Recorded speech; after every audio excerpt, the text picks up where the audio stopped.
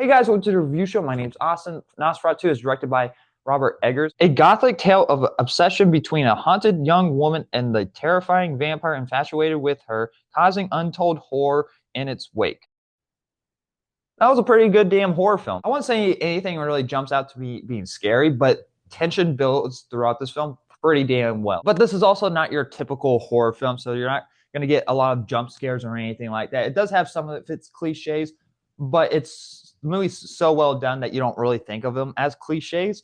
I've seen a lot of movies, so I still think of them as cliche whenever they do a pan over, and next they do a pan back, and next there's something there, or if it's just a regular person just acting out of the ordinary, kind of creepy for no reason. But very well done, especially the acting. Nicholas Hoult as Thomas, fantastic lead. I really like Nicholas Hoult, so I like to see him. I'm liking seeing him get all these roles, and I'm curious to see how his Lex Luthor and Superman is.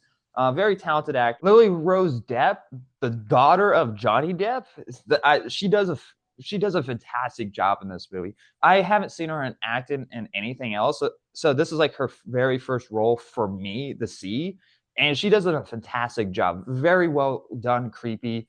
There's a lot of moments where she really goes into the role, and it's kind of hard to describe it, but there's a lot of demonic scenes that kind of just outdoes something like in, I don't know, The Conjuring or The Exorcist. Her in this movie is just perfect casting. I could not picture anyone else playing the role that she just played. And you have William Dafoe that's playing like this like kind of doctor, and he's kind of like putting the pieces together to figure out this like plague that's going on in Nosferatu and all that. Aaron Taylor Johnson is also in the movie. I don't remember his character's really name, but he's kind of like this husband who kind of just once in a while appears in the film. And whenever he's there, he does a fantastic job. Well done actor as well. Like I love Aaron Taylor Johnson. Good to see him in a good movie after Craven. So people say like, "Oh, this is going to ruin his career. Craven's going to ruin his career." He will be fine, especially when he's in movies like this. Yes, 28 years later, coming out next year, he's going to be fine. Aaron Taylor Johnson will be fine. And actually, you have Bill Skarsgård playing the vampire himself, who is very well known playing as Pennywise in It, in the first It Chapter 2, and next to this It TV show. I forget the name of the whole entire TV show, but apparently he's coming back to play Pennywise in that. Here he does a fantastic job too. He's not as crazy as like, say like Pennywise, but he is still terrifying. Yeah, completely honest, I couldn't even recognize him. I was looking at him like, is that Bill Skarsgård? I can't like the makeup team did a very good job. I can't not recognize him. And they kind of gave him a mustache too that kind of helped, disguise him into this character. Everyone did a fantastic job. Some of you guys might be asking, what's the movie? What's the premise of the film? Well, you have this guy named Thomas who's played by Nicholas Hoult, who has this job opportunity to make more money where he needs to travel to this one place to make this deal with somebody for this house where Nicholas Hoult lived. But with Thomas taking this job, he basically signed his life away to this vampire because Thomas is married to Ellen, who's played by Lily Rose Depp. The character had this past with this vampire where she made this deal and she kind of broke this deal, and he's trying to get her back by killing her husband and causing this plague on her town. And the movie tells that story very well. It does get a little bit messy at times. You kind of question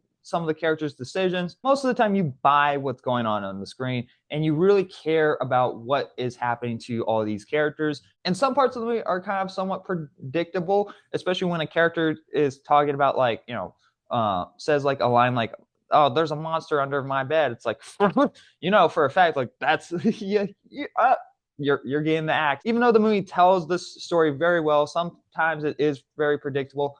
The movie is very, very long. And at some point, you do start to feel this movie being dragged out more towards like the final third act of the film.